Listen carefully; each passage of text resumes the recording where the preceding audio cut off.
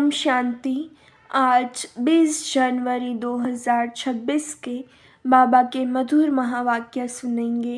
बाबा बोले, मीठे बच्चे, बेहद के बाप को याद करना यह है गुप्त बात। याद से याद मिलती है, जो याद नहीं करते उन्हें पापी कैसे याद करे। प्रश्न, संगम पर तुम बच्चे कौन सी पढ़ाई पढ़ते हो जो सारा कल्प नहीं पढ़ाई जाती। उत्तर, जीते जी शरीर से न्यारा अर्थात मुर्दा होने की पढ़ाई अभी पढ़ते हो, क्योंकि तुम्हें कर्मातीत बनना है। बाकी जब तक शरीर में है तब तक कर्म तो करना ही है। मन भी अमन तब हो जब शरीर न हो, इसलिए मन जीते जगत जीत नहीं, लेकिन माया जीते जगत जीत। ओम शांति।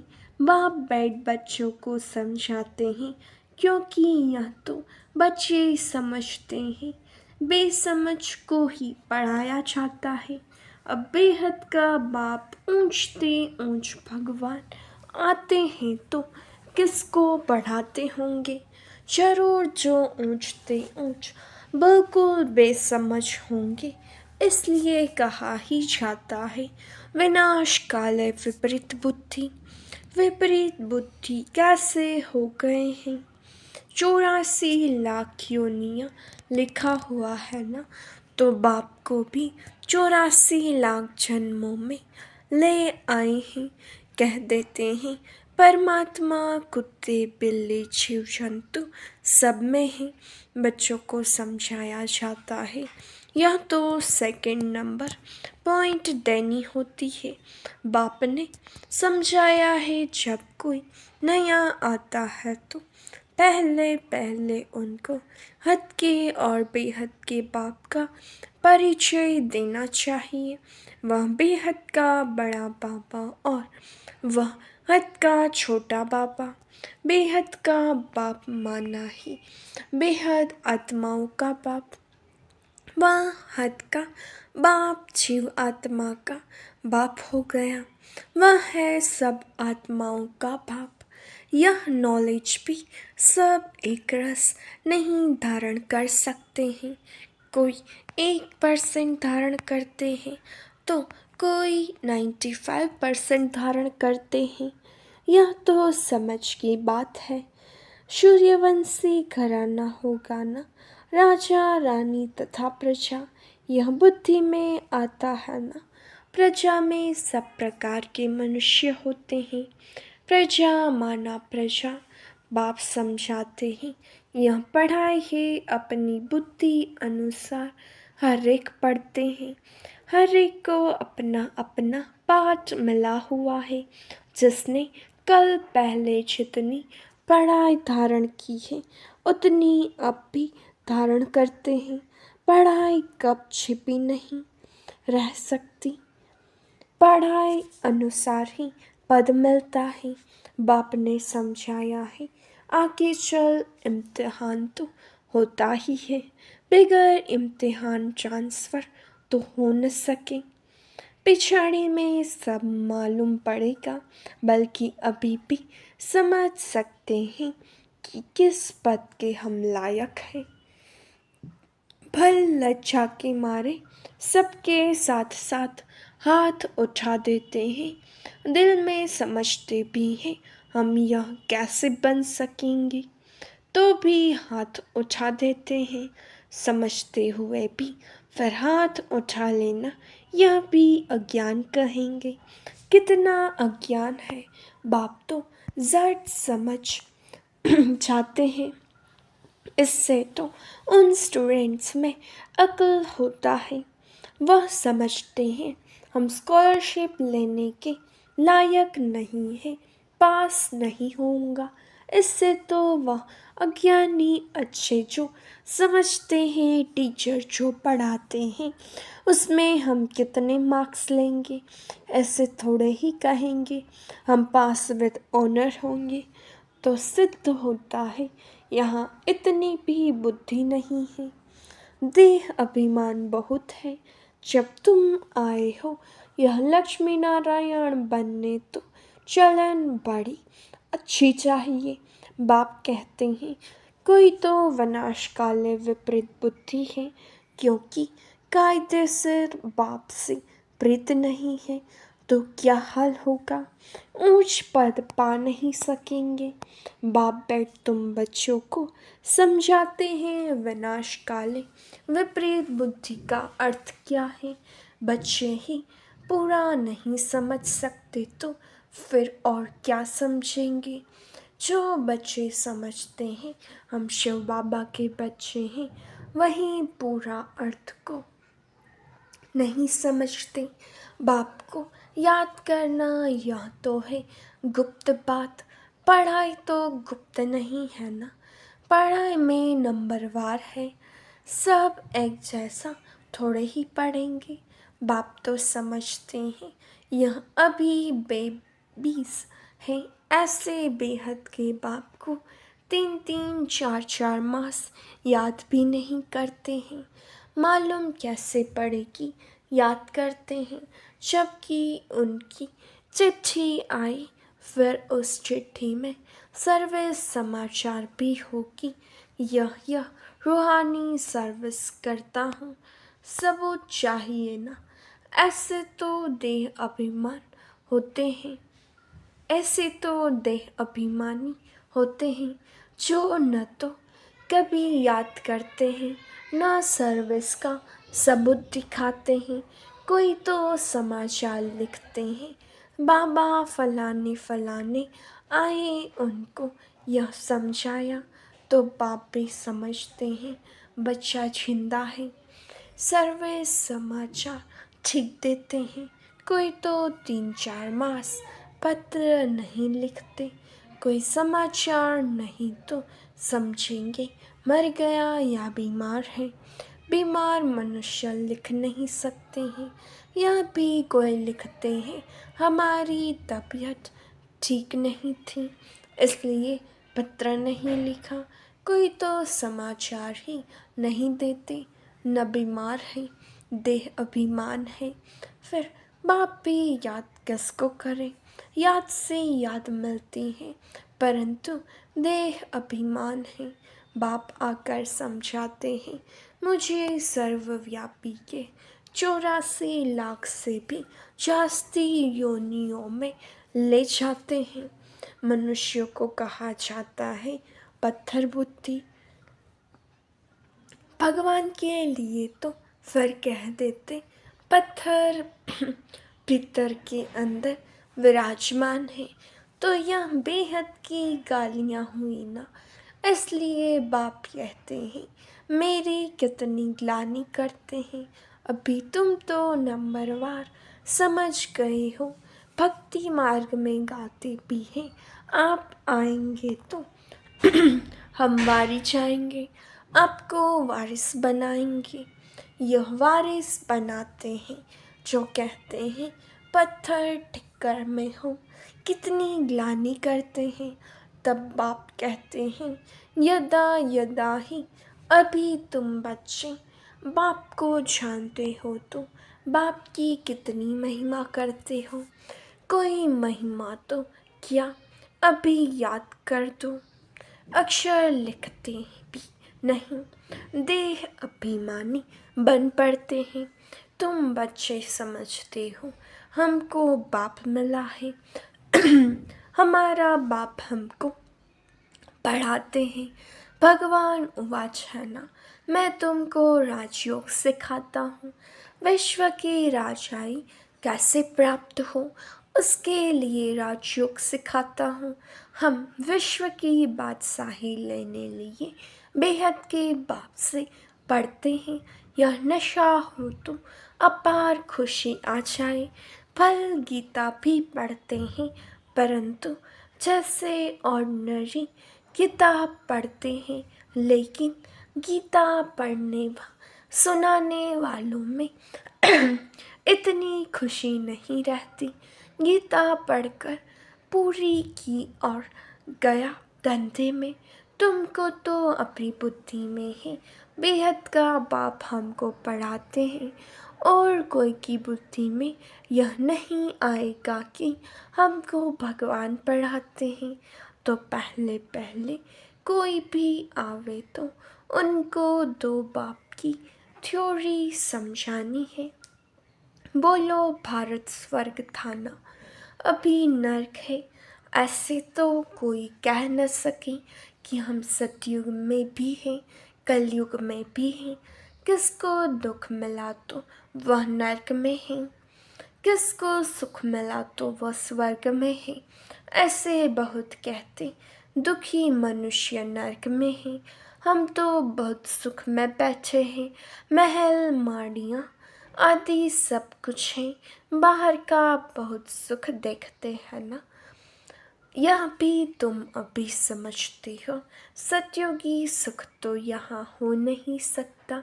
ऐसे भी नहीं, गोल्डन एज को आयरन एज कहो अथवा आयरन एज को गोल्डन एज कहो, एक ही बात है। ऐसे समझने वाले को भी अज्ञानी कहेंगे। तो पहले पहले बाप की थ्योरी बतानी है। बाप ही अपनी पहचान देते हैं, और तो कोई जानते नहीं, कह देते परमात्मा सर्वव्यापी है। अभी तुम चित्र में दिखाते हो आत्मा और परमात्मा का रूप तो एक ही है, वह भी आत्मा है, परंतु उनको परम आत्मा कहा जाता है। बाप बैठ समझाते हैं मैं कैसे आता हूँ। सभी आत्माएं वहाँ परम धाम में रहती हैं। यह बातें बाहर वाला तो कोई समझ नहीं सकता। भाषा भी बहुत सहज है। गीता में श्री कृष्ण का नाम डाल दिया है। अब श्री कृष्ण तो गीता सुनाते नहीं हैं, वह तो सबको कह न सके कि माँ में कम याद करो। देहधारी की याद से तो पाप करते नहीं है।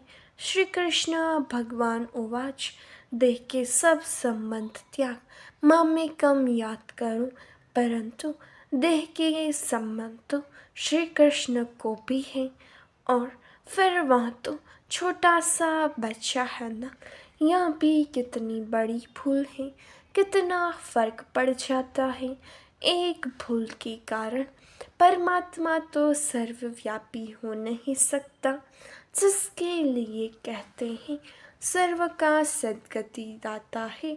तो क्या वह भी दुर्गति को पाते हैं? परमात्मा कब दुर्गति को पाता है? क्या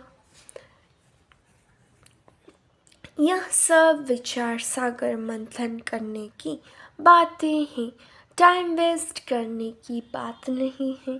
मनुष्य तो कह देते हैं हमको फुर्सत नहीं है। तुम समझाते हो कि आकर कोर्स लो तो कहते फुर्सत नहीं। 2 दिन आएंगे फिर 4 दिन नहीं आएंगे। पढ़ेंगे नहीं तो यह लक्ष्मी नारायण कैसे बन सकेंगे? माया का कितना फोर्स है। बाप समझाते हैं जो सेकंड जो मिनट पास होता है वह हूबहू रिपीट होता है, अनगिनत बार रिपीट होते रहेंगे। अभी तो बाप द्वारा सुन रहे हो। बाबा तो जन्म मरण में आते नहीं, पेट की जाती है। पूरा जन्म मरण में कौन आता है और न आने वाला कौन? सिर्फ एक ही बाप है जो जन्म मरण में नहीं आता है, बाकी तो सब आते हैं। इसलिए चित्र भी दिखाया है। ब्रह्मा और विष्णु दोनों जन्म मरण में आते हैं। ब्रह्मा सो विष्णु, विष्णु सो ब्रह्मा, पाठ में आते आ जाते हैं। एंड हो न सके यह चित्र, फिर भी आकर सब देखेंगे और समझेंगे। बहुत सहज समझ की बात है, बुद्धि में आना चाहिए। हम सो ब्राह्मण थे, फिर हम सो क्षत्रिय वैश्य शूद्र बनेंगे। फिर आप बाप आएंगे तो हम सो ब्राह्मण बन जाएंगे। यह याद करो तो भी स्वदर्शन चक्रधारी ठहरे, बहुत है जिनको याद ठहरती नहीं। तुम ब्राह्मण ही स्वदर्शन चक्रधारी बनते हो, देवताएं नहीं बनते हैं। यह नॉलेज कि चक्र कैसे फिरता है, इस नॉलेज को पाने से वह यह देवता बने हैं। वास्तव में कोई भी मनुष्य स्वदर्शन चक्रधारी कहलाने के लायक नहीं है। मनुष्य की सृष्टि मृत्युलोक ही अलग है। जैसे भारतवासियों की रस्म रिवाज अलग है, सबका अलग अलग होता है। देवताओं की रस्म रिवाज अलग है, मृत्युलोक के मनुष्यों की रस्म रिवाज अलग, रात दिन का फर्क है। इसलिए सब कहते हैं हम पतित हैं। हे भगवान, हम सब पतित दुनिया की रहने वालों को पावन बनाओ। तुम्हारी बुद्धि में है पावन दुनिया आज से 5000 वर्ष पहले थी, जिसको सतयुग कहा जाता है। त्रेता को नहीं कहेंगे, बाप ने समझाया है। वह है फर्स्ट क्लास, यह है सेकंड क्लास। तो एक एक बात अच्छी रीति धारण करनी चाहिए। जो कोई भी आए तो सुनकर वंडर खावे। कोई तो वंडर खाते हैं, परंतु फिर उनको फुर्सत नहीं रहती। जो पुरुषार्थ करे फिर सुनते हैं पवित्र जरूर रहना है। यह काम विकार ही है जो मनुष्य को पतित बनाता है। इनको जीतने से ही तुम जगत जीत बनेंगे। बाप ने कहा भी है काम विकार जीत, जगत जीत बनो। मनुष्य फिर कह देते मन जीते जगत जीत बनो। मन को वश में करो। अब मन अमन तो तब हो जब शरीर न हो, बाकी मन अमन तो कभी होता ही नहीं। देह मिलती ही है कर्म करने के लिए, तो फिर कर्मातीत अवस्था में कैसे रहेंगे। कर्मातीत अवस्था कहा जाता है मूर्ति को। जीते जी मुर्दा शरीर से न्यारा। तुमको भी शरीर से न्यारा बनने की पढ़ाई पढ़ाते हैं। शरीर से आत्मा अलग है, आत्मा परम धाम की रहने वाली है। आत्मा शरीर में आती है तो उनको मनुष्य कहा जाता है। शरीर मिलता ही है कर्म करने लिए। एक शरीर छूट जाएगा, फिर दूसरा शरीर आत्मा को लेना है कर्म करने लिए। शांत तो तब रहेंगी जब कर्म नहीं करना होगा। मूल वतन में कर्म होता नहीं। सृष्टि का चक्र यहाँ फिरता है। बाप को और सृष्टि चक्र को जानना है, इसको ही नॉलेज कहा जाता है। यह आँखें जब तक पतित क्रिमिनल है तो इन आँखों से पवित्र चीज़ देखने में आ नहीं सकती। इसलिए ज्ञान का तीसरा नेत्र चाहिए। जब तुम कर्मातीत अवस्था को पाएंगे अर्थात देवता बनेंगे, फिर तो इन आँखों से देवताओं को देखते रहेंगे। बाकी इस शरीर में इन आँखों से श्री कृष्ण को देख नहीं सकते। बाकी साक्षात्कार किया तो उससे कुछ मिलता थोड़े ही है। अल्पकाल के लिए खुशी रहती है, कामना पूरी हो जाती है। ड्रामा में साक्षात्कार की भी नोंद है, इससे प्राप्ति कुछ नहीं होती। अच्छा, मीठे मीठे सिक्के लते बच्चों प्रति माता पिता बाप दादा का याद प्यार और गुड मॉर्निंग। रूहानी बाप की रूहानी बच्चों को नमस्ते। हम रूहानी बच्चों की रूहानी बाप दादा को याद प्यार नमस्ते। Good morning, Om Shanti. शुक्रिया बाबा, शुक्रिया। धारणा के लिए मुख्य सार। पहली पॉइंट, शरीर से न्यारी आत्मा हूँ, जीते जी इस शरीर में रहते जैसे मुर्दा इस स्थिति के अभ्यास से कर्मातीत अवस्था बनानी है। दूसरा, सर्विस का सबूत देना है। देहभान को छोड़ अपना सच्चा सच्चा समाचार देना है। पास विद ऑनर होने का पुरुषार्थ करना है।